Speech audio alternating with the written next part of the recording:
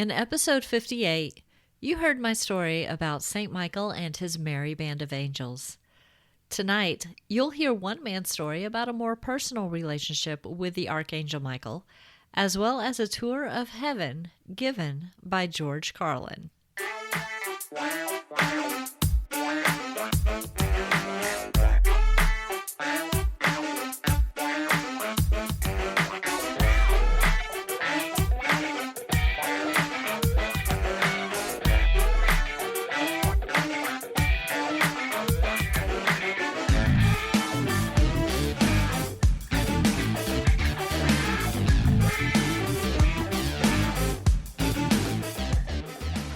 Welcome to the Peep Podcast.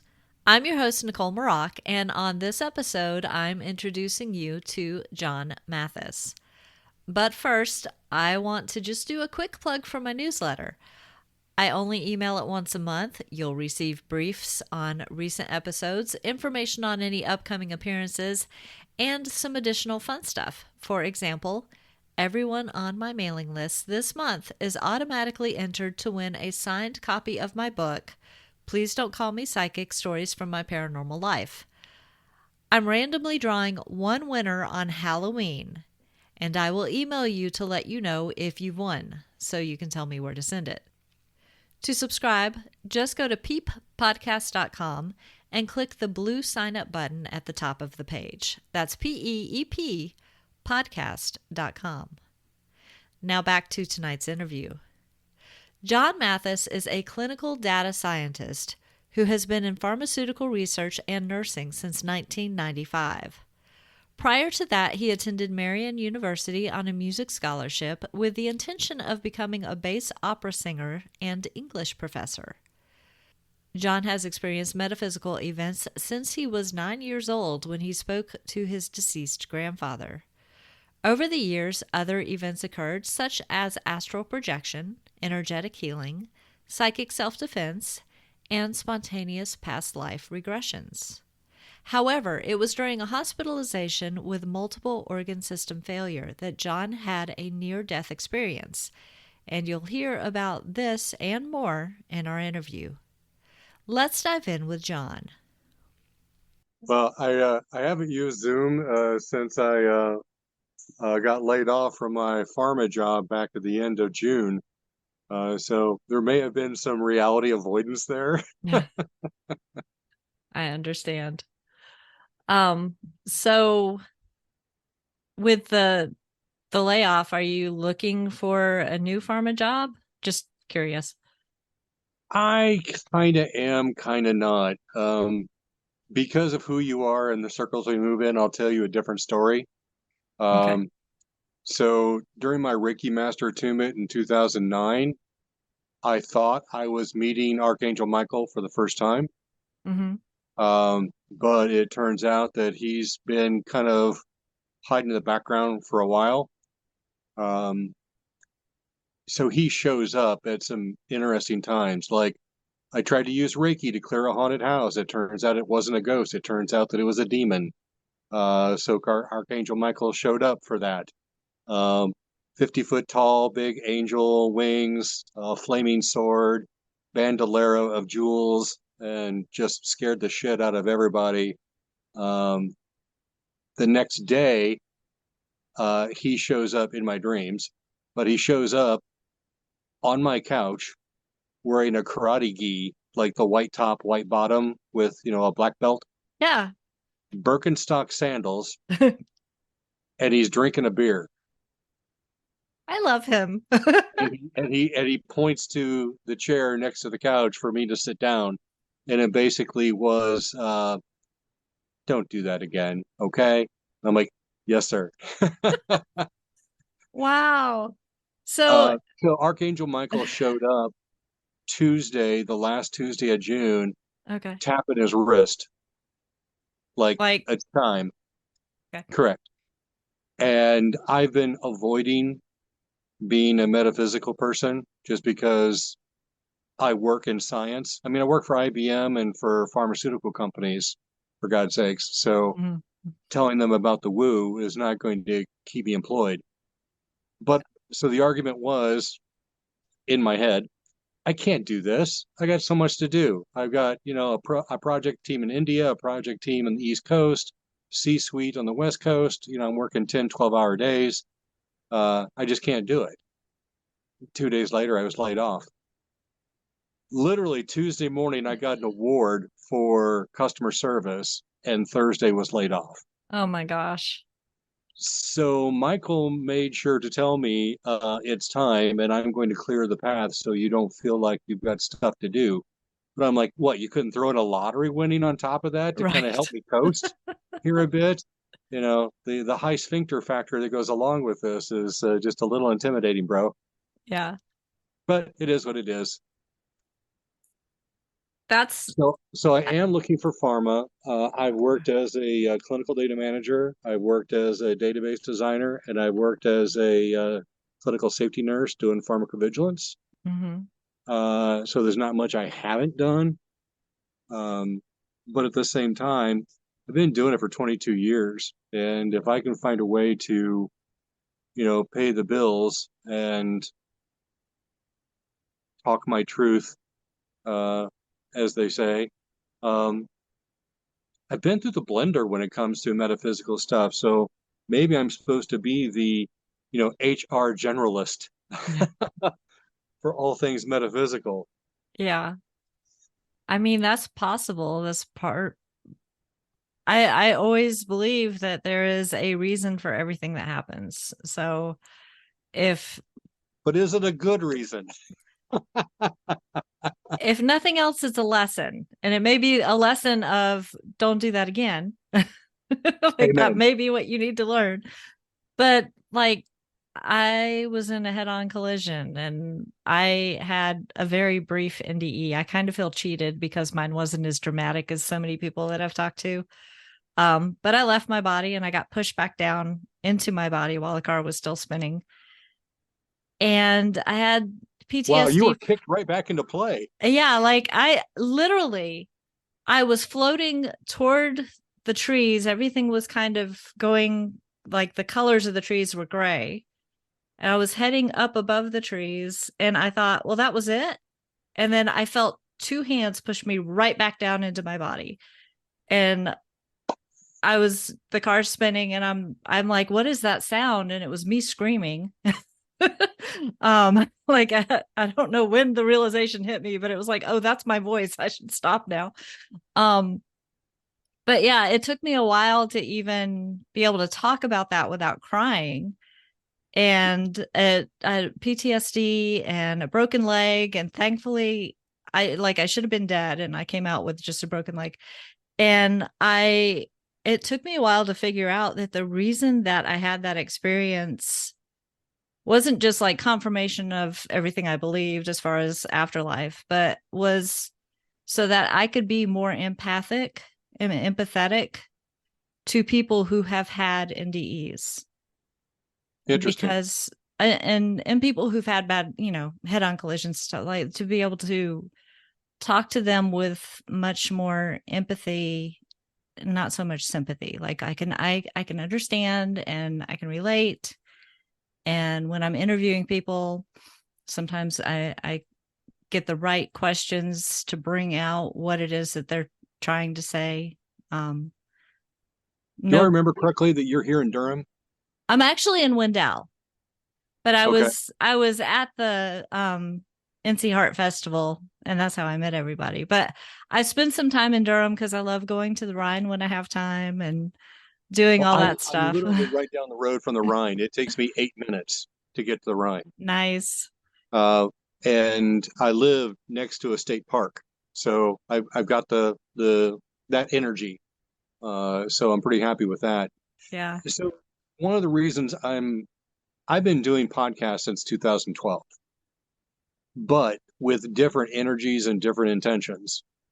And I'm just now starting to get fired up again because Archangel Michael does that. Mm-hmm. Uh, but I think my next chapter is going to be called Transpersonal Nurse Coach. And I want you to talk about that during this interview. And my October 20th talk for Ian's Durham is going to be, in my mind, broken into thirds of my NDE, because my NDE is crazy, even among NDEers, because it's 3 parts spread out over 7 years with George Carlin playing a prominent role. Also, all the metaphysical stuff that's been going on in my life since 9 years old. And then if we look at that context, the NDE is just another evolutionary step in Hmm. a much bigger picture that's run over, 45 years. Uh, and then the last part of it will be, I heard this in my head one morning as I was waking up, which I don't know if that works for you, but that's when I get some really profound messages, is in that twilight space. Hmm. And I heard a voice say, "You've become the person that you needed to be when you were a child so that you could serve others now." Wow. And so that message is like when I was a child, and it was like, and I had after death communication, and I was spontaneously remote viewing, um, having my hands get hot around injured animals and children. I didn't understand these things, and this is back in the days of the Dewey Decimal System, and Yeah. pre Netscape. Hell, with Google having its birthday, this is pre Netscape shit. So it wasn't like I could go to my farmtown Indiana library and say, hey, show me the near death section. Um, Crop reports were really important. Farmer's Almanac was really important. You could drive your tractor to school on senior day. That's where I'm coming from. Yeah. So the librarians would have been like, oh, there's that Mathis kid again. All he does is read paranormal stuff and Yeah. ghost stuff. So, but anyway, so I think that is the reason why um, my career was truncated, is Hmm. that maybe I misinterpreted. Um, the message I got was, John, you need to go back because you need to be a spiritual paramedic. And the near deathers, if you've interviewed enough of them, you know that it's not words that you get, it's feelings and emotions and energy. Hmm. So trying to convert that vibe into English words so that I can convey that message to others, the best words I've been able to come up with in 13 years, or however long it's been, was spiritual paramedic. I'm not here to be a guru. I'm here to scrape you up when you've been hit by this new reality or this new paradigm. Hmm. Um, Explain it from both an experiential and a clinician's point of view. And then what resources can we circle the wagons on for each person? Because each person is going to have a different set of needs. And so that's where I think coaching, nursing, and all of my transpersonal stuff that I've gone through since I was 9, um, I think it's the best use of me, all of Yeah. me, and not just aspects of me. All of me. Why not take all of me? Yeah, we'll see how this goes. I may be living in a box under an overpass, wishing I could smell like patchouli. Oh, yeah. I I ha I have to believe that if Archangel Michael cleared a path for you, it's not to be living in a box. So that's Well, and that's the other thing too, is walk by faith, and that has showed up in my head a lot the past couple of weeks. Um, yeah, so I got grabbed by 2 hands as well. During my near death experience, I became music. In 2005, when I had the near death experience, this was not shown to me. In 2011, when I relived my near death experience, I got the director's cut. mm, And that's when I learned I became music. And as I'm becoming music, I'm becoming less and less human. And so I've been singing since I was 6 years old, and singing opera since I was 17. singing Wow. in 5 languages at 23. So I thought I was going to be a serious opera singer. Not so much. Uh, but music has almost been like a first language to me. And so to sing with them and sing harmonies and inverted chords and messing with the melody and just, it was just basically an angelic jazz fest. And, as I'm getting my doot and doos going on, all of a sudden I get yanked by the back of my shirt collar that doesn't exist. And in football, they call it a horse collar tackle. And Yeah. so I got horse collared, yanked right back down to George Carlin and the field we were standing in. And I was like, who the hell just interrupted my jam session? I was vibing on that, man. I could do that forever. And I'm spun around and I feel two big hands clamp down on my shoulders. And it's Archangel Michael. And he says, you belong to us now. Wow. So I'm curious on why from the event of '05 all the way to 2011, that wasn't shown to me. But in 2011, I'm in my parents' condo. I had just rehabbed it because my dad died a decade earlier and my mom had been hoarding in it since then. Mm. So I literally had to tear out all the drywall from the knee down, all the carpet, all the padding. Um, Years of cat urine had soaked into the concrete. So I had to, yeah, we'll stop there. But the look on your face tells me you get the depth of what I had to get into. Yeah. Uh, it was just about done. Florida had been going through a tremendous dry spell. At about 5 o'clock in the morning, again, that twilight time, I hear rain. And I'm like, oh, we need that rain so bad. And then I heard the angelic singing. And I'm like, ooh, what's that?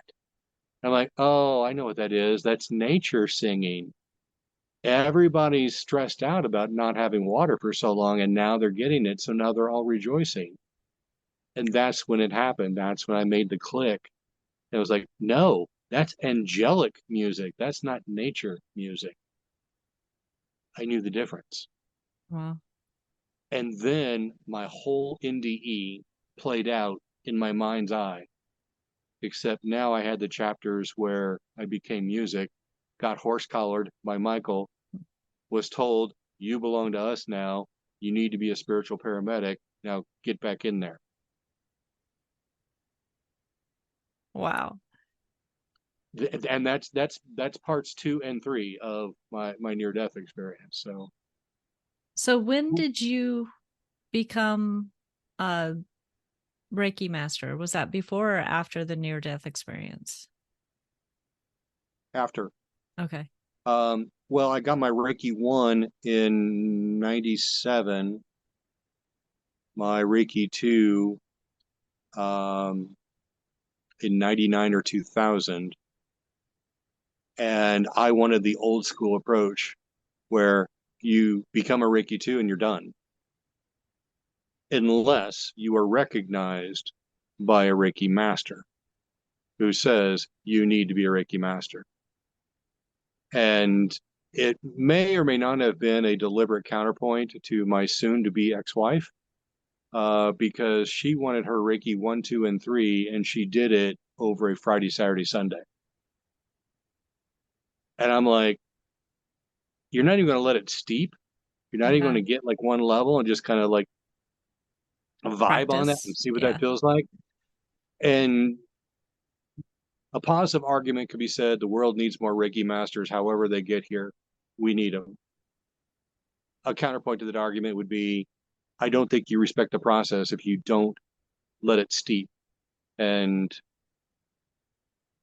I guess almost like reading a book, you can either rip through it because you want to get it done, or you can read a couple of chapters and then sit on it for a few days, let it steep and kind of figure out what necessarily is the storyline, but what is the author really trying to say and not say out loud. Mm-hmm.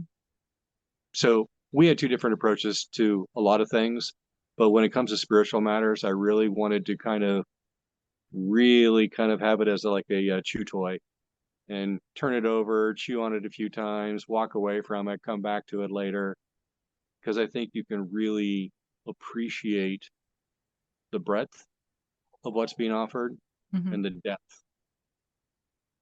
Yeah. But tomato, tomato. Well, I got my Reiki one in 99.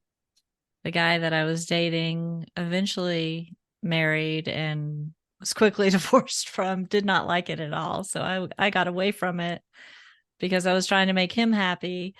And then in it was last year, yes, 20 end of 2021, I was doing some interviews with healers and they're like, "Why aren't you doing this? Like we see that you can do this."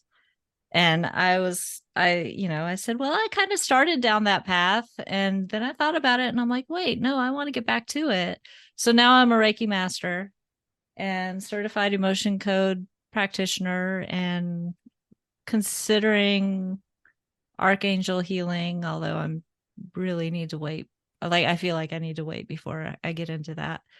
But so, Is this yeah, is this with Diana Henderson in Raleigh? no, Do you the, know about my, her at Dancing Moon? yeah, actually, I've met her a long time ago. I used to hang out with professional psychics when I was in my 20s, which is how I learned about Reiki to begin with. Okay. And so she probably wouldn't even remember me, but I remember interacting with her way back when. Well, she has an order of Archangel Michael, and I joined that, and yada yada. So when you mentioned that, it jogged that memory, and I wanted to know if you're far enough out that I don't know if we move in the same circles, but it feels like if the event is big enough, then you'll migrate into the triangle area. Yeah. I'm like 30 minutes from Raleigh. I work in Raleigh. Um when I like hybrid, so sometimes I get to stay home and not deal with traffic. But She yeah, says when with a glee, a glint um and smile. have had 2 days in a row where it took me an hour to get to work at this point. So I'm like, I'm so over traffic. Um, but yeah, so would you recommend her to be for as a vehicle for me to get into the archangelic Um, healing? Short answer is yes, because I don't know anybody else. Oh, okay. But it takes a vibe. I think you really do have to meet someone in person to really get the vibe, Hmm. because they say 90% of language is, nonverbal. So, Yeah. but I I rolled into town in 2012 on a 6-month contract and never left. Yeah. But when when I was moving around, so I my mentor at Eli Lilly back in 2000 said, "John, you smell like a liberal arts major." And I'm like, "Well, I am. I'm a music and an English major working in pharma." He's like, "Why the hell are you here?" I said, "Because I know what a relational database is. I know how to build one." He's It's like, "All important. right, well, if you're going to stay in this industry, I recommend you either go back to school and get a science degree, because this music and English major stuff isn't going to fly, or you need to develop competitive intelligence, become a contractor, and work at as many different pharmas as you can get under your belt." Mhm. And option two paid me $80,000 a year. So I'm like, I'll do that. Yeah. Because after 6 years of undergraduate school, even with half scholarship, I still had some bills to pay. So for about 8 years, it was a year and a half to 2 years at a different pharma in a different state where I didn't know anybody. But when I landed in a city, where's the best sushi? Where's the best barbecue? Where's a metaphysical bookstore? And when I first got here, I stumbled into Dancing Moon. Okay, let's see what you guys have to offer. I met this little bitty woman about the size of my pinky finger, with bright red hair, and I'm like, "You're my Huckleberry." And she had a reading that had canceled, so she was just kind of kicking dirt at the time. And so we got to sit down, just kind of chit chatting. Still hadn't decided what we wanted to do as far as, do I want channeling? Do I want psychic? Do I want tarot cards? And the same thing that you just said, she goes, "Sweetie, you need to be doing this, not me."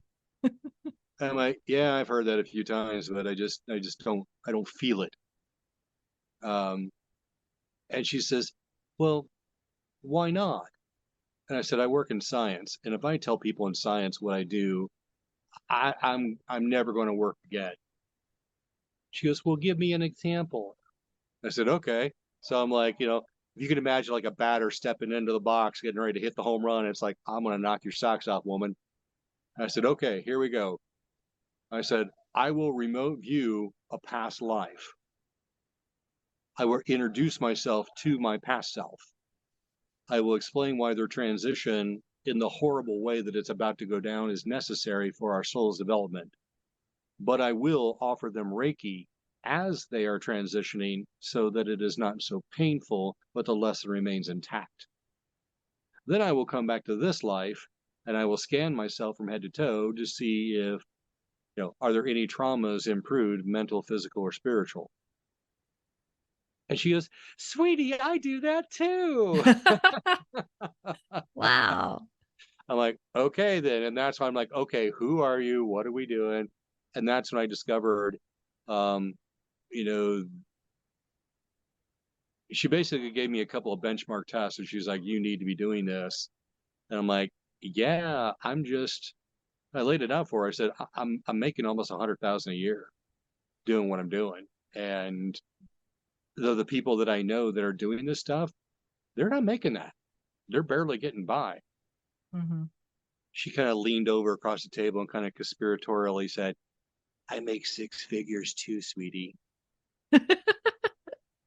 All right, I'll keep kicking it around, but I just never made the commitment. Um, the clinical data management, the research is fascinating to me. My last job was teaching AI to pharmaceutical programmers and showing them how to adapt their programming so that they can ingest AI algorithms. And I'm not a programmer, Hmm. never had any training in it. So my thought was, if I could sit in a room full of programmers and show them how to add AI into their programming, that has to be divinely inspired.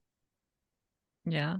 I'm built to diagram a sentence and to sing you an opera, um, not this stuff. But again, as I alluded to earlier, it's like on a Tuesday, Michael said it was time, and on a Thursday, I didn't have a job. So July was spent saying, "Screw you, screw this. I'm going to drink some beer. I'm going to ride around my tractor. I'm going to plant some plants, just kind of chill out." Hmm. August is like, "Okay, I need to start looking." September was like, "I've really got to start looking. And I think I need to listen to what Michael said." So that's why I was at the Heart Festival. I was at the Ions national conference in DC 2 weeks previously, Hmm. and ran into Senator Miller and had so many things in common with her. And I didn't realize it, but towards the end of the weekend, she was like, "Well, what do you know about this? Well, what do you know about this? Well, what do you know about this?" And I had something. I didn't have a lot sometimes, but on my mental note card, I had a lot. And she said that. And the next thing I know, her daughter, Lisa, is like, "Hey, my mom says you're a pretty cool guy and you know a lot of shit and we need to hang out. So uh, let's hang out." Okay. And so one of the hangout things was, "Hey, there's this thing going on at the Heart Festival." And I'm like, "Well, who's doing that?" "Well, it's being sponsored by Bob and Larry." And I'm like, "Oh, I know Larry. I know him from Duke Integrative Health." Hmm. And John Cruth will be there, and it's like, okay, he's been a buddy of mine since 2013, and I've been at the Rhine. I've been funneling IBMers who are like waking up to the Rhine, and they're obviously contributing some money because John comes back because I am so glad that you did that. So all of the usual suspects were there, Mm-hmm. except Chris Bledsoe. He was new to me. And one of the mental chew toys I've been messing around with was, what do NDEers, STEers, the spiritually transformative experience folks, Mm-hmm. uh, and UFO abductees have in common? They're all being pulled out of their life, given a new operating manual, and dropped back in. Now, some folks this is being done at an energetic level or a consciousness level, the NDE and the STE. Mm-hmm. Maybe some folks can't operate on that yet, and maybe they need the physical, the lower energy abduction to have that overwrite. But when you pull all three of those Venn diagrams together, the majority of the folks come back with a new operating system. And what is paramount in that operating system is trying to make the world a better place. The scary thing is that because of my 22 years in pharmaceutical research, we have these trials that sometimes run 10 to 20 years long. Mm-hmm. And they're called registry trials. I recently had an epiphany where Earth is a registry trial. And instead of 20 years, we're looking at maybe 20,000 years. Interesting. And the way so the example I gave there at the Heart Center, which was, I think, in part why I landed the talk in October for IONS, is that in a registry trial, okay, I'll create something out of thin air here. Let's say we have a registry trial that started in 2000, and we're looking at cardiovascular subjects who are at risk for cardiovascular disease, and they are using nicotine. So you either chew cigars or cigarettes. All right. So we monitor those people over the 20 years. We see which nicotine delivery devices they use. And then we see what is the frequency of incidence of cancer. Pretty straightforward so far. You think so? Yeah. I haven't lost you? No. Okay. So here comes the curve. Around 2010, 2012, we started to have vaping. That's a new delivery system. There is no way someone in 2000, when they started this trial, could have known that was going to occur. Mm-hmm. But we have a new variable.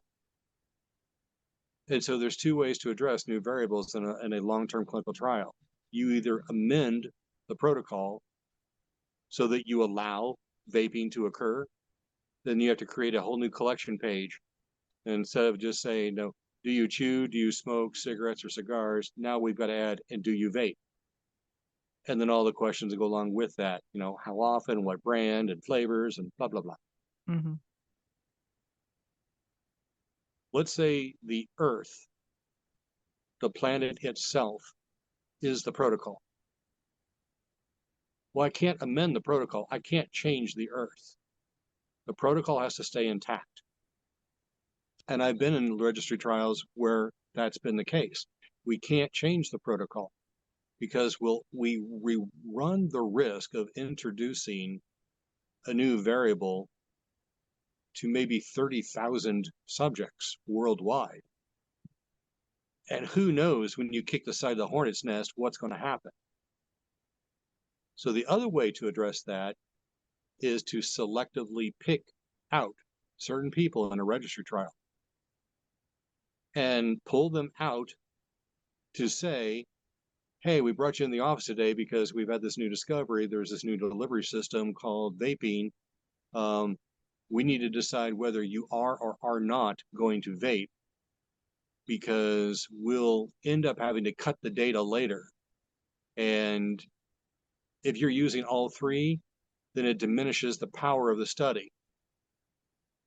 So if you will just choose to stay on what you're doing, then we might be able to keep the data that we have.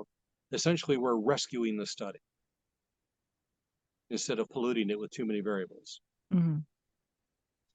And so you basically do a small intervention into the patient population to help control those wildcard variables. And that's what I see is being done with the NDE, the STE, and the abduction. Select people are being abducted, pulled out of the study, given a new instruction, and then dropped back in. And what we would do from a clinical research point of view is we would watch the data after each intervention to see if we corrected the wobble in the data or if the wobble is getting worse. And then we either need to intervene more or we need to intervene in different ways. But you need to track those people that you intervened with, because now when these 30,000 people are finally evaluated, we can now separate the data by who did we intervene and who did we leave as the control. So that's where my brain has been going the past couple of months. And to find myself at IONS, find myself talking about UFOs, find myself not getting laughed out of the room, having discussions with like Jeffrey Mishlove about this, talking with people like Chris Bledsoe who blend UFO and abduction and NDEs. Mm-hmm. He's a Venn diagram of one person, but he and I talk. He's like, let's hook up because I know other people, they're not going to trust you. But if we talk and I feel good about it, I will introduce you to some folks. So I think that's why at a larger picture that Archangel Michael came in and said, okay, you're done. Mm-hmm.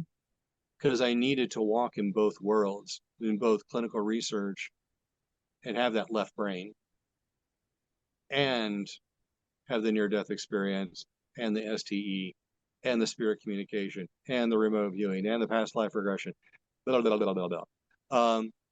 So that I can interface with people who have been plucked out of the study and dropped back in, and they're having trouble reorienting. So I'm I like hanging my that. shingle out in an overt way. I'm saying, hey, I've been a near-death experiencer. I've been through the wash. I know it takes 7 years for those folks to kind of, on average, to kind of come back into the fold. Took me 9. But if you're a near-death experiencer and you're struggling with being back here on Earth, I can help you with that. I can either point you to the research, or I can sit here and listen to your story, and I have a frame of reference, so you don't need to explain ad nauseum. Mm-hmm. Maybe that's the next chapter. It sounds good on paper. It looks good on paper. But I've written 2 books and created a skin cream company for cancer survivors, and they all looked good on paper. And none of them allowed me to quit my day job. I can relate to that. Which is why we're talking at night. Right. Yeah. That's all things lead to all things lead If I had to $1 every time someone gave me that look that you just gave, I have that I look on my wouldn't face need a a job. lot. No. I know it's I try to think of what I want to say before I say it, and that look was I'm I have a lot of thoughts right now. Which one am I going to pluck out of air and put into I've words? had more than one person say to me, well, so one quote was, dude, I love talking to you. It's like dropping acid, but in a good way. And another time I'm sitting in a spiritualist camp at a picnic table, waiting my turn to be read. And so I'm talking to the 2 other people there waiting to be read. And this one lady just stopped. She goes, you really know a lot of metaphysical stuff. obviously you've dropped acid. Have you? I'm missing the boat here, people. I mean, Yeah, I've never done that either. So, weed and ketamine. That's been the whole scope of my experience with illegal drugs. Um, as a nurse, I've pushed dilaudid and tincture of opium. So I get to watch this see what happens. okay. And see, I've never done anything. I've not even smoked cigarettes. So, and it's not because like, oh, I'll tell you why. It's because I was told that my paranormal experiences throughout my childhood were my imagination. And then I was warned about bad trips. And I was like, if my imagination is that freaky, I don't need to do anything else. So Yeah. I was not interested in trying anything. Yeah, if you're already driving a car on three wheels, you don't want to enter a race. Right. So, yeah. And then eventually it was like, oh, well, really, that wasn't your imagination. This runs in the family. Okay. Well, at that point, I wasn't interested in doing the drugs anyway. So, Just um, out of curiosity, what were your parents' religious upbringing? dad is Catholic and mom was Methodist. And while we were kids, she became Catholic. So, Okay, yeah. interesting. So dad was Southern Baptist, mom was Catholic, and dad became Catholic over the course of the marriage. Resistance is futile. We are the Borg. Hey. No, so as a kid, so at 9 years old, I got out of bed one day and I said, "Hey, I had a conversation with Grandpa last night, and he's great. He's wonderful. The cancer doesn't bother him anymore. He's eating whatever he wants to eat, and he said he's going to keep an eye on me for the rest of my life." Dad's response was to beat me for lying, and mom's response was to invite the priest over for dinner to have a conversation with me. Wow. So yeah, that was kind of like, nah, we won't be talking about that anytime soon. But it was like whack-a-mole. It was like as soon as I shut down one thing, then something else would turn on. Mm. Because 9 was that experience. At 12 was my first time out of body. 17, 18 was psychic self-defense in a haunted place that I didn't know was haunted, and they started to attach to me. Mm. Um, Reiki turned on around 28, 29. I didn't know what Reiki was. Someone said, you know Reiki. And I'm like, who's Reiki? I had no clue. Just dumber than a bag of hammers at that point. But um, I was put in the right path and learned the right things, and been doing it for 26 years now. And the coolest thing is giving Reiki to my cancer patients, Mm. and then going back and looking at we had something in the hospital called a medical um, administration record, or the MAR. And so I'd go back and I'd look at patients' MAR over, their stay. And I would notice that there were times when they had a dip in Phenergan, which is a medicine you give when you're nauseated, which happens a lot on cancer floors, Mhm. and on Dilaudid, which is for pain breakthrough. And I'm like, why are these dips happening? And so I went and looked to see who was working on those dips, and it was me. I was the dip. And so I realized that what was I doing differently than other nurses? Well, I would do two things. In my mind, it was two things. One, I would have the talk, you know, and I worked from 7P to 7A. And I Mm. liked that shift because I didn't have to deal with all the brass and the BS and, go to give my patient meds 5 different times and, oh, they're off to X-ray. Oh, they're off to radiology. Oh, they're off to PT.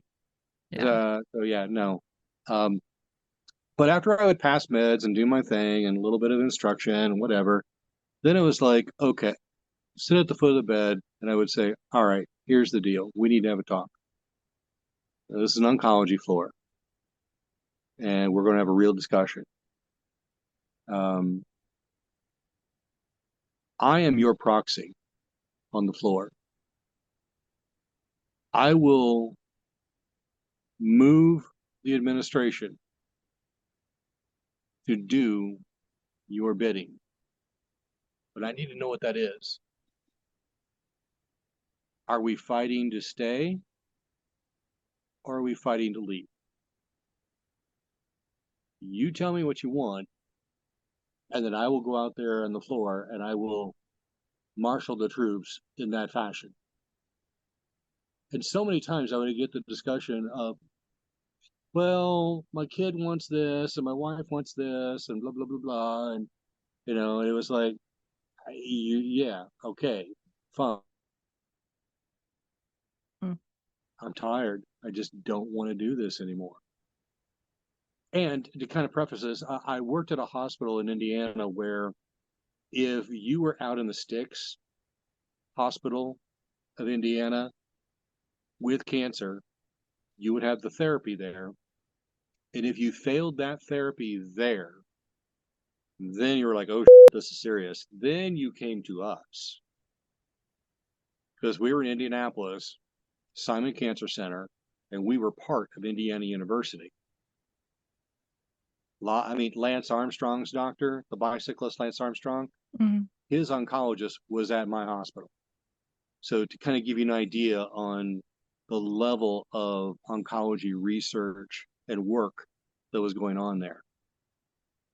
So a lot of times people came to us, I'm sorry for the term, but it's a very frequent term used in nursing.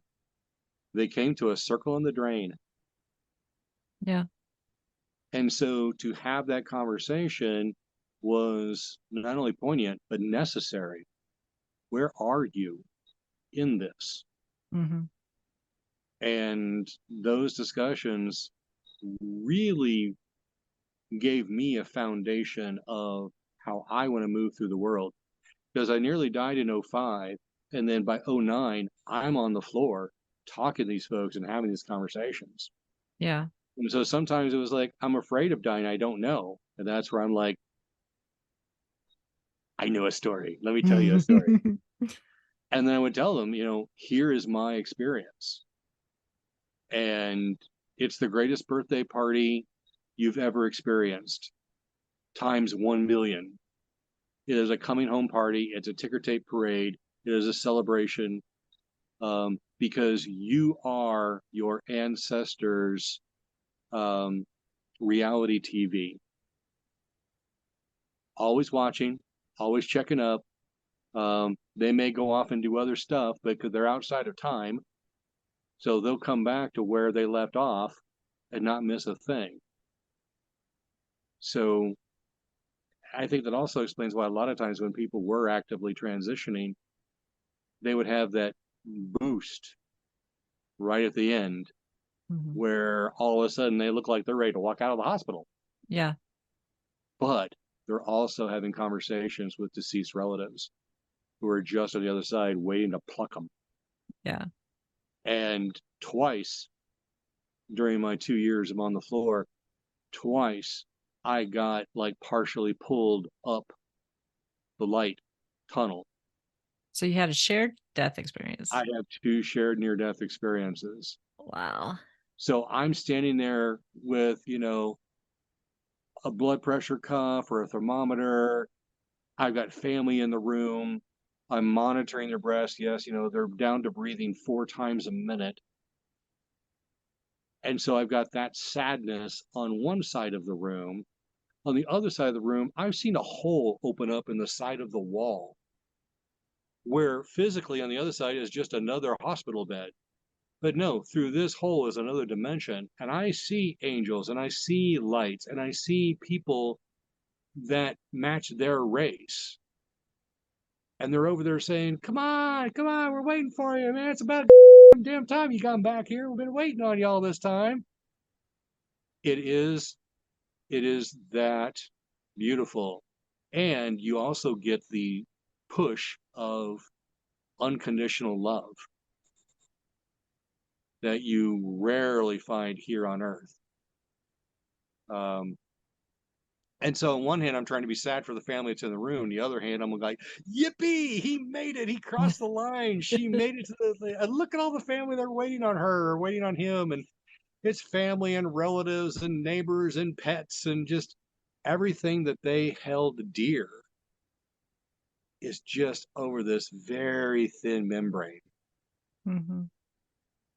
And it's just like all of a sudden I feel the pull and they're going up and I'm going up. And it's like in the tunnel, I can get like one or two steps in and then I kind of feel resistance. And that's fine. Um, but then it's like I come back and I'm tearing up with joy. Yeah. But then I look at the family members and they're tearing up with the opposite of joy. Grief. Yeah. So thank God they read my tears as something different. I'm like, I'm going to step outside. I'll let you guys have a few moments. And I go outside and I'm like, yes, yes, yes, yes. But inside, they're just, there's been times I've like gone back in. It's like, do you want me to sing a spiritual or sing something? The name Johnny Mathis of a certain age group. And oh, do you sing? Yeah, I sing.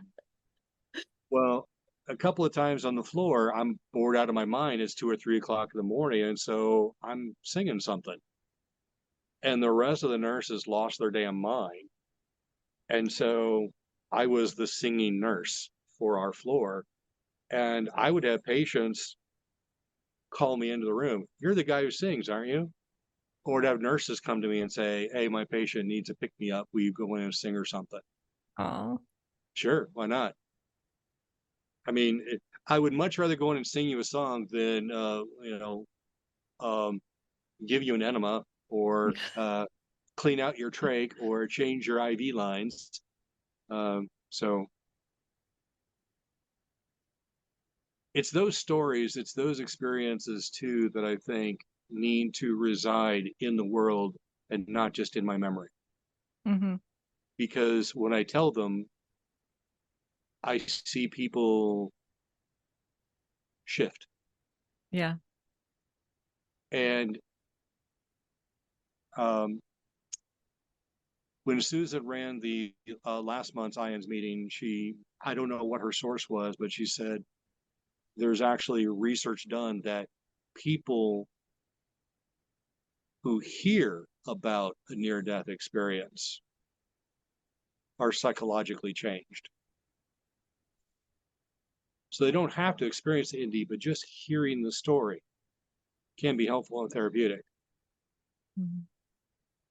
Well, I've had stories since I was 9 years old, so. Yeah. I've heard something similar recently. One of the reasons I do this podcast is to share stories of all types of paranormal and metaphysical experiences to take the stigma away so that people realize that all of this is way more normal than people think. But it gets classified as not normal or paranormal because not enough people are willing to talk about these experiences. So everybody thinks, oh, well, it can't be real. Nobody has that. But if you get somebody alone, most of the time, if you say, have you ever experienced anything strange?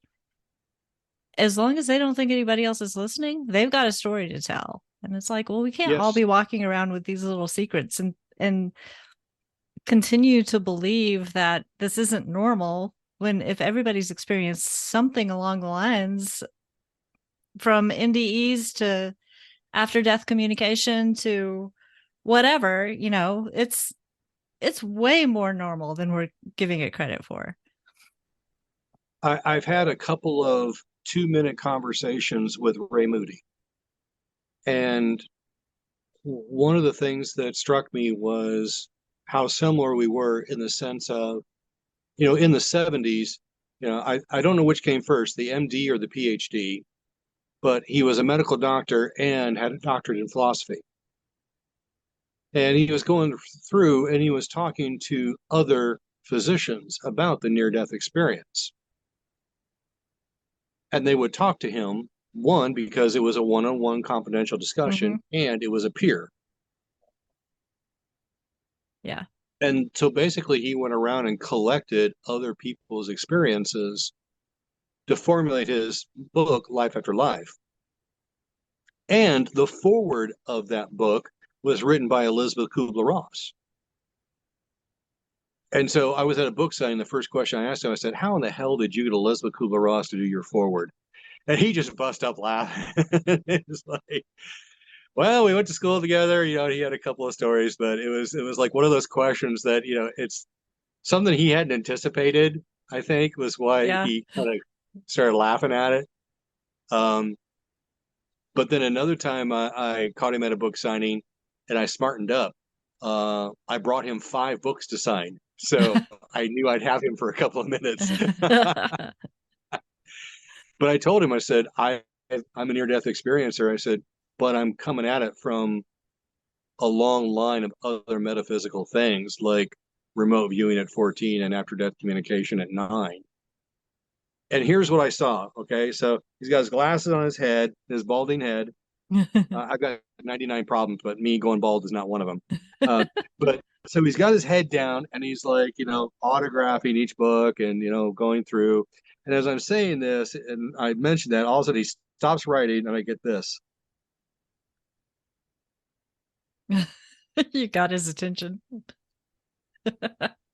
So, yeah, so I told him, I said, I want to collect those experiences like you collected stories from the physicians. Mm-hmm. Because it's great to have things, first or second hand.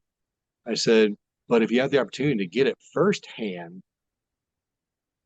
then it's experiential knowledge. You Mm-hmm. are the source. And so I think it gives you credibility when you're citing data sources. Oh, it says 7 years for the people who have had NDEs to come and that don't reorient it well. It takes them 7 years to accommodate. That's a data point. But I think it's Brene Brown that says data is information with a soul or something to that effect. Mm-hmm. Well, the soul comes from experience. So I can end up the next statement because I'm out is I too had a near death experience and it took me 9 years to get through it. And I went through all the stuff, failure of religion, divorce, ending my job, moved 900 miles away, new industry, new time zone. I mean, I was my own witness relocation program. And that usually gets a chuckle because they get it. They understand. It's like same reason why veterans will talk with other veterans. I Mm-hmm. don't need to explain. I can just tell you I was in a situation and X happened. Yeah. I don't need any more details because I have my own experience. I know what that means. Let's get on to the healing aspect. Yeah. Let's not relive the trauma. Let's get on to the healing. I like that. So tell me about your books. Unless you don't want to. I mean. Oh no. So when I had my near-death experience, the first reaction I had when I came back is I want to go back there. And I couldn't. The next thing was okay, and so I had pneumonia, which became respiratory failure, Mm. otherwise known as ARDS, acquired respiratory distress syndrome. Half the people who get ARDS die from it because for some reason we think maybe a hormone is released when a major organ system shuts down and it lets the other organ systems know, hey, if you want to check out, you can.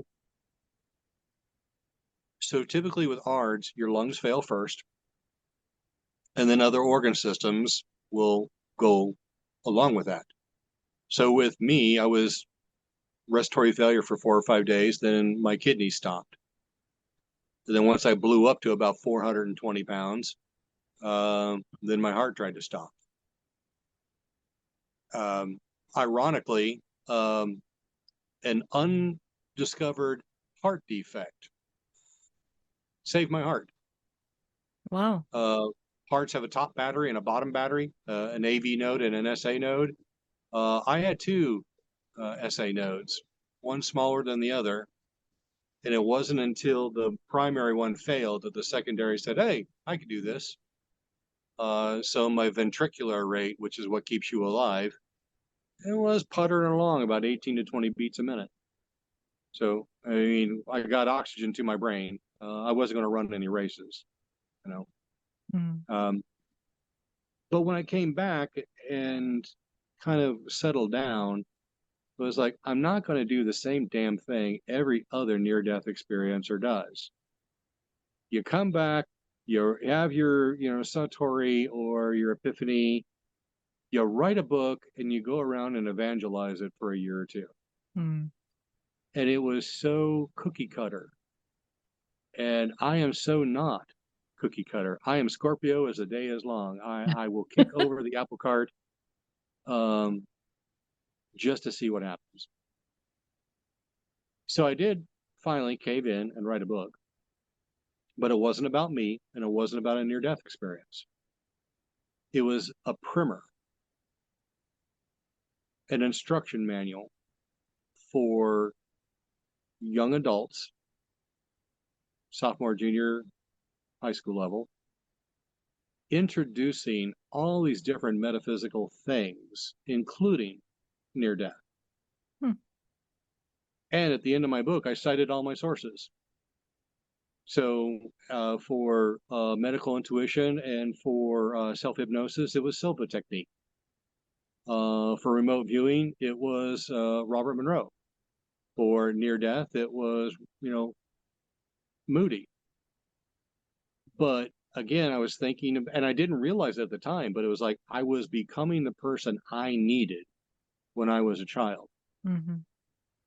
And my thought process at the time was, it took me so much struggle to get to the comprehension level that I'm at now in my 30s, that if I would have had those answers when I was 9 and 14 years old, how much less painful would life have been? How much more developed could I have been if someone just told me it's okay to think like that? Mm-hmm. So that was the fire in my belly to write that book. But it also happened right after 9/11. 9/11 was also the trigger because I saw such evil pushed out into the world, and I wanted to help balance the equation. And I'm just a guy. Um, I think I got B's in college when it came to English literature. Um, but I went to a Catholic college and I didn't write things that necessarily were religious in nature, more sacrilegious in nature. So maybe that's why the B's. But again, it was more along the lines of, how can I, with what I know, contribute something to tilt the scales back towards an equilibrium? Mm-hmm. Because at the time it was like, oh, you need to put duct tape around your windows and type up and tape up your air vents and put, saran wrap over the air returns. It's like, it's friggin' radiation. It's going to be carcinogenic. And I just kept seeing like the old cartoon of a headstone with RIP at the top of it. Every time I watched any type of news thing, I was like, no, no, no, no, no. Because the nurse in me was like, I got to get down there. I got to get down to St. Vincent's in Manhattan. I want to help out. Um, the place I worked at the time, Shearing Plow, they actually did campus-wide announcement. If anyone has any medical training whatsoever, please report to the foyer of your building. We're going to get all of our buses that move people between buildings. We're going to caravan everybody down to St. Vincent's in Manhattan. And because we're expecting a mass casualty event of not 30 people, but 3,000 people. Yeah. But then we got there and waited, and then they sent us home. There was Really? nobody to say. Mm. That was one of the most eerie things I've done in my entire life. As I drove from Kenilworth, New Jersey, to Stroudsburg, Pennsylvania. I drove across the entire northern aspect of North Carolina. I passed two vehicles in New Wow. Jersey. Wow. So, yeah, surreal. So I wrote the first book and basically trying to counterbalance the evil, but also give children and adolescents the access to a good story. Um, the second book was a reaction to something else I was seeing. So from 2012 to 2015, I'm going to metaphysical bookstores. I'm going to mind, body, spirit expos. I'm going to places where I'm finding my demographic, which is 35 to 65-year-old women, college educated, discretionary income. They are the buyers of metaphysical stuff. I was a writer of metaphysical stuff. But I didn't want, again, here's the Scorpio, I'm not going to do what everyone thinks I should be doing. I'm going to do something a little different. What I saw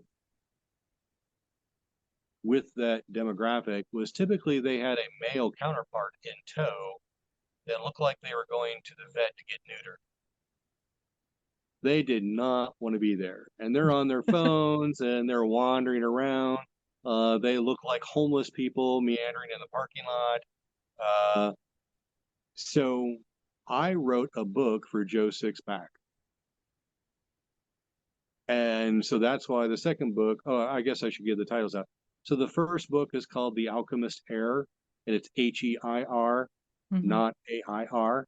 Wish I would have thought that out. But in catalogs, my book ends up next to Paulo Coelho's The Alchemist. Cool. So sometimes people order my book by mistake. It's sweet. And they're like, and I literally get comments like, I bought the wrong book, but God, this is a really good book. I'm glad you wrote it. However it happens, I'll take it. Best marketing ever. Yeah. So the second book was called Guitars, Cigars, and Tiki Bars, A Guy's Guide to Spirituality. Cool. And a series of fortunate mistakes occurred. I had like blueprint paper and mission style handwriting. I hired somebody for their handwriting so they would look like mission style writing. Big fan of Frank Lloyd Wright and the arts and crafts and mission style. So that was going to be my book cover. And it didn't come through electronically the way I wanted. So I ended up taking a piece of scrap paper and just writing Guitars, Cigars, and Tiki Bars. And then I forgot A Guy's Guide to Spirituality. And so I wrote that on another piece of paper, cut that paper out, and taped it poorly onto the first piece of paper. And then that paper sat on my desk for a while. And so constantly drinking coffee. So I ended up with a coffee ring on it. And finally, I'm like, you know what? Screw it. The only thing I did to kind of modify it was I took a cigar cutter and threw it on top of there and took a picture of it. And I thought, we'll just use this as a placeholder until I figure out what the hell's going on with the conversion digitally with that color. So many people came at me and was like, oh my God, I love that book cover. Of all the book covers, that's like if you see, in this sea of books that are out there for people to buy, the one with a cigar cutter and a coffee stain on it really draws you in for some reason. It's especially guys. It's relatable. And so I've been told metaphysics with jokes was one comment I got. Deepak Chopra and George Carlin wrote a book.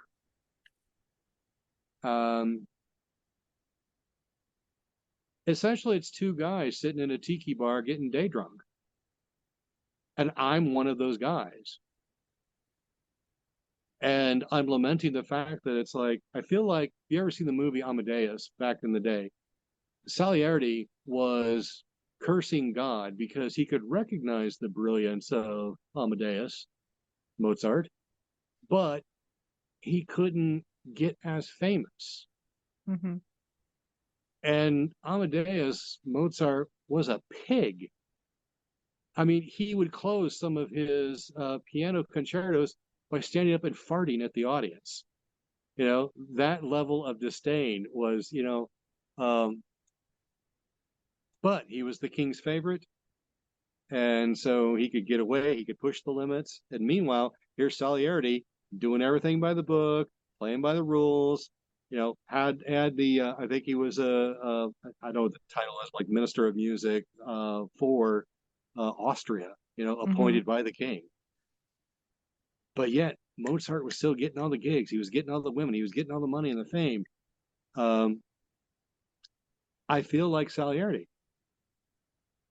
I have all this knowledge. I've had all these experiences.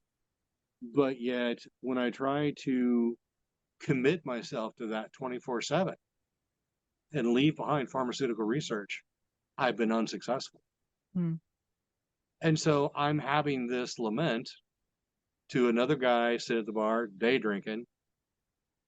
The thing that's funky about it is that I wrote it in such a way that you never hear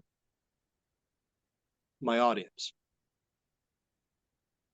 And so, for example, let's do a knock knock joke. Knock knock, Who's there? orange. See, you in your mind already said who's there. Yeah, yeah, I don't need to write it. You already know it. yeah. And so my thought process was we have been Gen Z, not so much, which I'm a member, but generations have followed. Everyone has a cell phone. Everyone is eavesdropping. Matter of fact, I don't think anyone even realizes they're eavesdropping anymore. It's just so ubiquitous. So my thought was, I'm going to write this as though I'm having a conversation on a cell phone. And I'll leave it for the reader to mentally fill in the gap. And the psychology behind that was if I can engage you into thinking the other side of it, I've now brought you into the story. You're not just reading the story, you're now in the story. Mm-hmm. And that was one of my kind of ways I thought I could draw guys in. Because guys stereotypically are not big readers. But if I get you to backfill, now I've got you from one angle. The other one is while they're sitting at the bar getting drunk, the language gets more and more salty. And they start doing stupid things. Like the guy, at one point, I go into the bathroom, wash my hands. I see a gum dispenser. So I'm like, yeah, I probably got some breath. So let me go buy some gum. It turns out I'm so drunk, I don't realize that I bought a colored condom. And so I come out and I sit it down next to the guy. It's like, I almost put this in my mouth and chewed on it. No, I didn't see that it was raspberry flavored, but I'm glad that I didn't discover that. So you already have the conversation of him saying, well, at least it is strawberry flavor or raspberry flavored. Uh, so that was the passive, I would say the covert and the overt hook that I threw in there. But the last chapter, I'll just go ahead and throw it out there. The last chapter is really a curveball too, because I flip it. And for the very first time, you hear the audience speak. And the curveball is this. In the front of the book, I've talked about all the metaphysical things, including remote viewing. And sometimes you can remote view the future as well as the past. Mm-hmm. And I mentioned how I'd remote viewed the future and seen future versions of myself. With that front loading, I then revealed to that character is me. Except he is remote viewing the past to find me. And then, like I would go to my previous lives to administer Reiki at their time of passing, Mm-hmm. he was remote viewing me, except now he had the power to bilocate.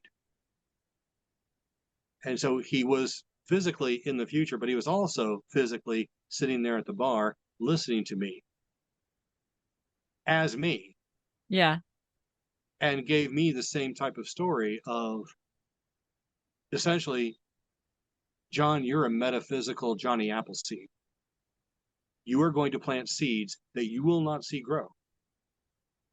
But what I can tell you is that your next iteration me, is going to benefit from all the seeds you're planting now, all the people you're influencing now, because you're influencing children. I will get them as adults. It That is, was it was a curveball of hope at the very end, where the previous has been more of a lamentation. And I think that a lot of people, but especially guys, will resonate with, I worked my ass off my entire life and I may not see the fruits of my labor, but I know they will exist. I think any parent can recognize that. mm-hmm. But if you look at all the award shows, it's always thanks, mom. Rarely thanks, dad. Yeah. But that's okay. So those are my two books, Alchemist Air and Guitar, Cigars, and Tiki Bars. They're out on Amazon. If you find me in person, I sell the books half price and I'll autograph or I'll write a dirty limerick or something on the inside for you. And let's see. So, do you have a website for people to I do. It's follow extremely you? complex. It's johnmathis.me. And it's not because I'm arrogant, it's because the .me was cheaper than the .com. Always. Yeah. Um, cool. And if well, you said you're speaking for Ions in Yeah, October. so Ions Durham has a monthly meeting the third Friday of every month at ERUF, or the Eno River Unitarian Universalist Foundation, ERUF.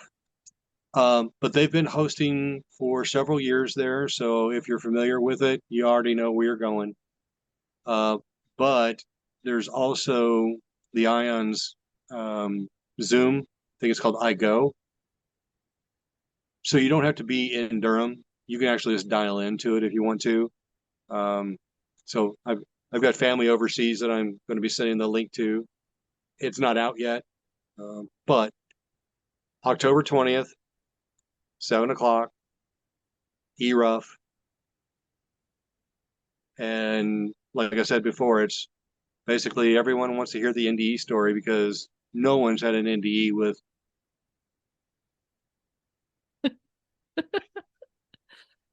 Instead of behold the magnificence of heaven and the mysteries that lie therein, I got, dude, there's some crazy shit up here. Come on, let's go check it out. All right, let's go check it out. That's awesome. Yeah, so I had George Carlin, I had Quidditch Pitch, I had Archangel Michael, I became music, um, I saw pets. I mean, some of it kind of falls within stereotypical NDE. Some of it is way out of bounds. Even while I was in the hospital room having my NDE, the one of the workers ran into my bed with a laundry cart and startled me awake. Oh, And so I have no idea how long that NDE would have gone, where I was on a Quidditch pitch in heaven, surrounded by the heavenly hosts, chaperoned by George Carlin. Jostle the bed, guy's like, sorry, dude, and then leaves. And I do what most people do when you're having a great dream. You try to dive back into that great dream. yeah. So I, hunkered down and went right back into it, except this time I was in the Four Corners area of the United States in a kiva. I had no idea what a kiva was at the time. Yeah. And I'm looking across the fire that's inside the kiva to somebody right out of central casting. Give me an old American Indian shaman. All right, so I've got a guy that's in his like 80s. He's got a face like a saddlebag, just leather. Got a couple of feathers hanging off the side. He's got like the bone vest, bone and bead vest. But the eyes, The eyes had the same twinkle as George. Mm. So I knew I was still communicating with that same energy, but just a more realistic platform. Yeah. Um, and the discussions were more specific. The first ones are like, you're just on Earth as a temporary pass. This is where you belong. You've got stuff you still need to do and learn. So we're going to kick you back and play. And I didn't want to play the chutes and ladders of losing my progress I had made up to 40 years old. I have to start all over again. It's like, screw it, I'll stick it out. Mm-hmm. The second one with the American Indian was very specific with respect to your job's going to change, your life is going to change, your wife is going to change, your where you live is going to change, your friends are going to change, control alt delete on everything. But it was walking me through that process and kind of giving me a heads up on what's about to happen and why it's necessary to happen. And so when I work with people who are in recovery from their near death experience and they're working through all the stuff, I can tell them, here's what I've read, but here's what I've experienced. I Mm-hmm. actually talked with God, Source, Buddha, whatever proper noun you want to use, and say, you know, this is the grocery list you set up for yourself before you got here. We course corrected you. We're reminding you of what your grocery list was.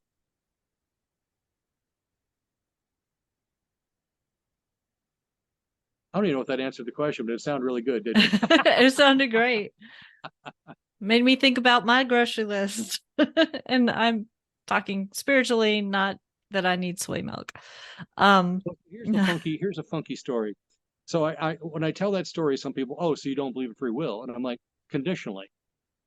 I believe at the Cosmic Costco or Akashic Records, you're like, okay, I want this, this, and this. I want to redo this and this because I think I can get a better score. And I'm going to redo this too because I killed it last time and I know I can kill it again. So give me all that. Okay, fine.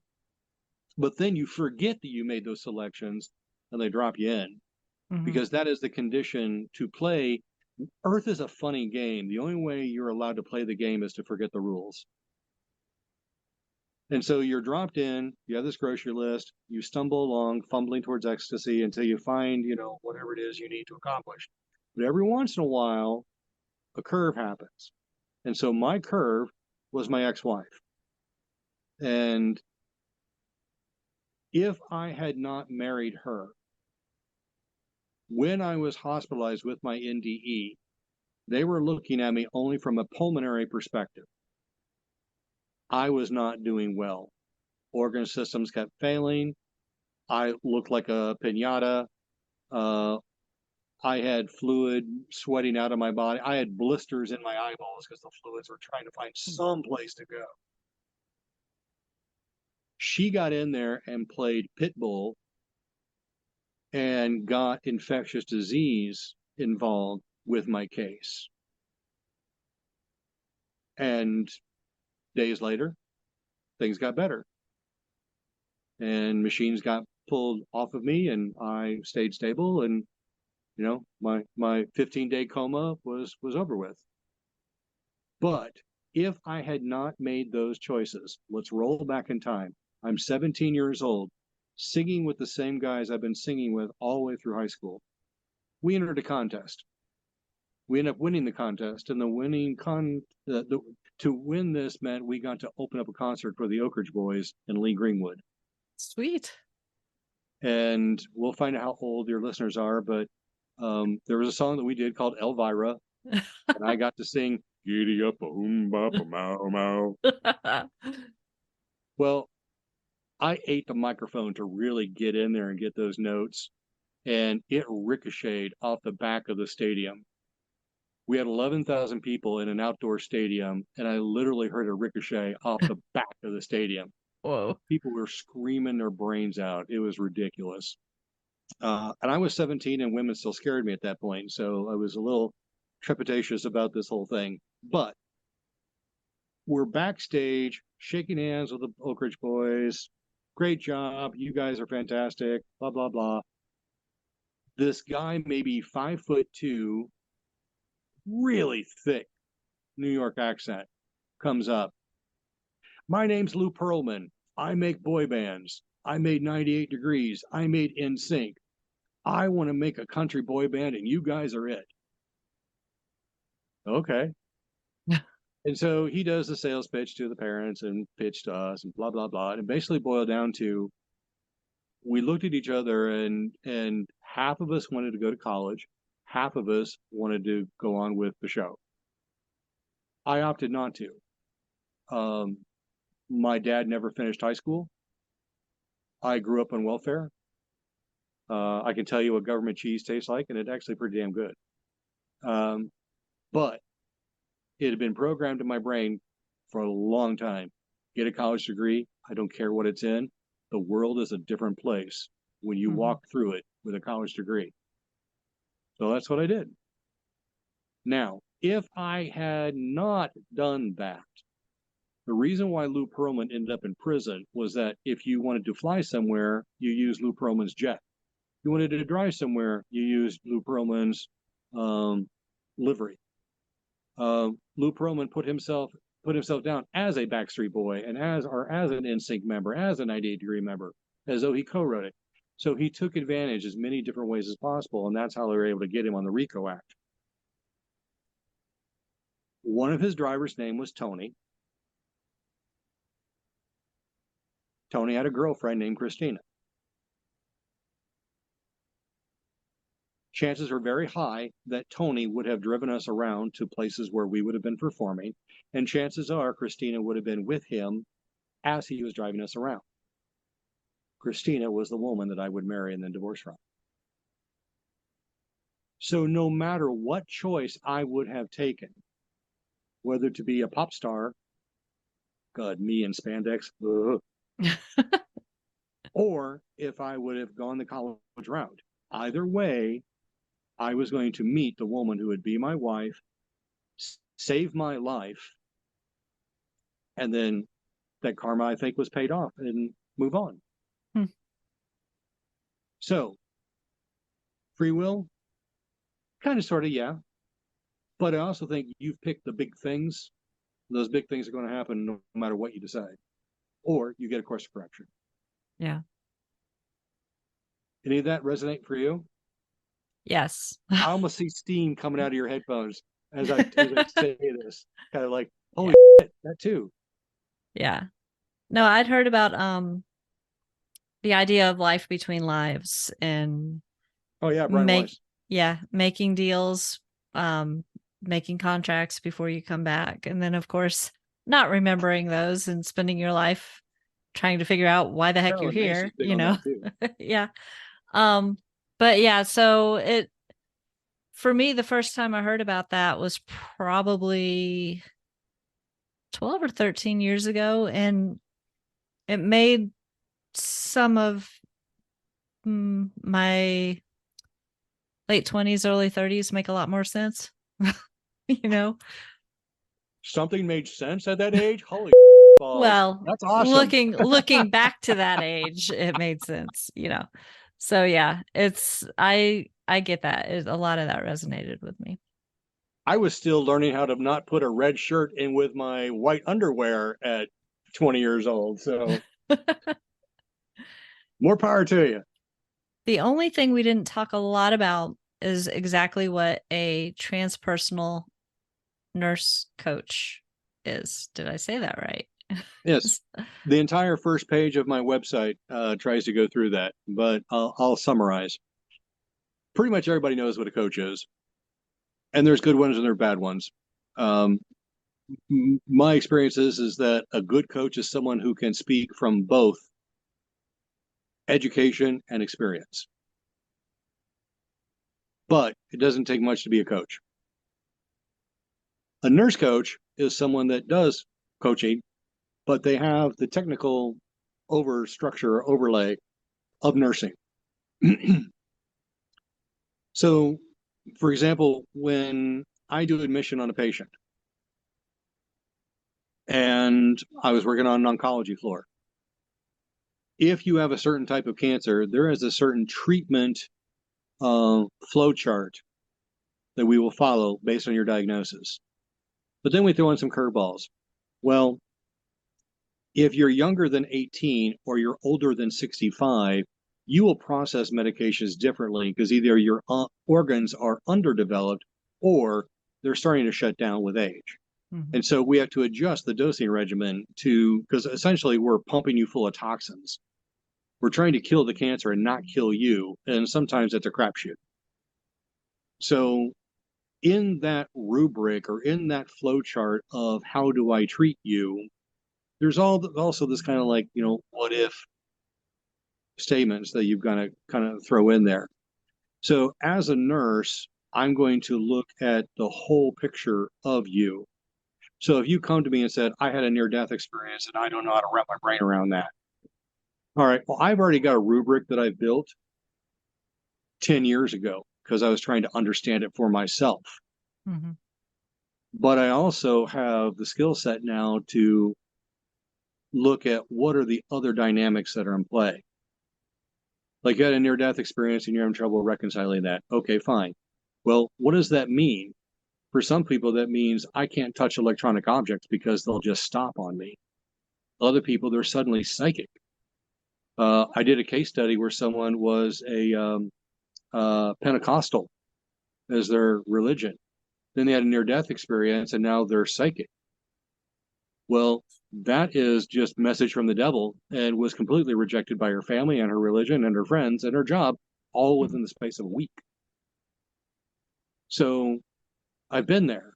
Yeah. I can, like you said, I can now empathize with you. I can sympathize why that really sucks because, whatever. But I can empathize because I've been through that pain. I've been through that zip code. I know the address. Mm-hmm. So as a nurse, I feel like that I can do that customization because I know the rubric, but I also know the what ifs and the one offs. And instead of looking at it from a cancer nurse diagnosis, I'm now looking at it from a transpersonal point of view, specifically to the near death experience. Now, transpersonal is the other kind of hook, if you will.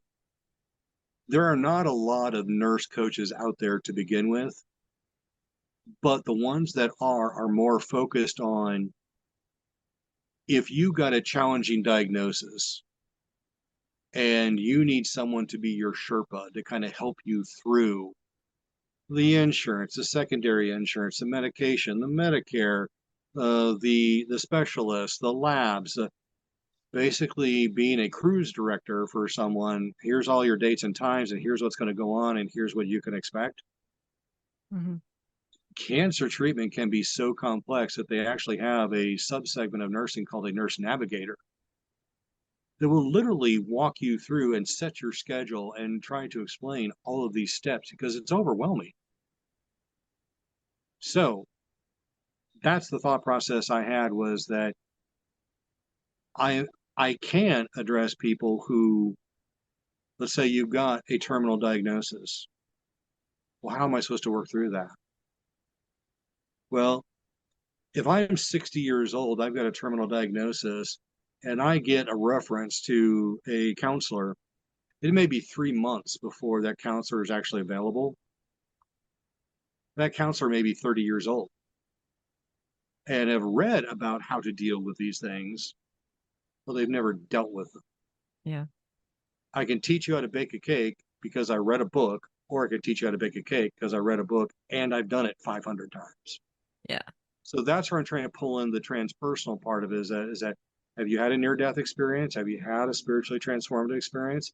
Did you do remote viewing and find something out there that doesn't make sense? Um, there are things out there that don't make sense unless you watch Star Trek, and then it makes a little sense. Uh, but I wanted to be able to embrace not just the near-death component, the totality of everything that is within transpersonal psychology. And that is everything that is metaphysics. I think that's a good explanation. Cool. But too long to fit on a business card. Yes. But it fits on a website and it fits in a podcast, so it's all good. There you go. What more do you need, really? Yes. Okay, so thank you for taking so much time to talk with me tonight. Oh, Nicole, it's been a hoot. Thank you very much for letting me get this out of my brain. Yes, I appreciate it. Thanks again to John for joining us, and thank you for listening. If you are interested in sharing your own personal paranormal experiences, or if you have an idea for an episode topic, please reach out through the contact form at peeppodcast.com. Remember, that stands for People Experiencing Everyday Paranormal. While you're there, subscribe to my newsletter. As I said, this month I will be drawing on Halloween one name randomly from my list of subscribers to win a free signed copy of one of my books. I'll do stuff like that periodically, so if you're subscribed, you're automatically entered. If you enjoy the podcast, please give it some rating love on your favorite podcast app, share it with friends, and subscribe to that so that you don't miss an episode. Ratings and reviews help the podcast be found by others. A huge thank you to everyone who has given the show some love. I truly appreciate it.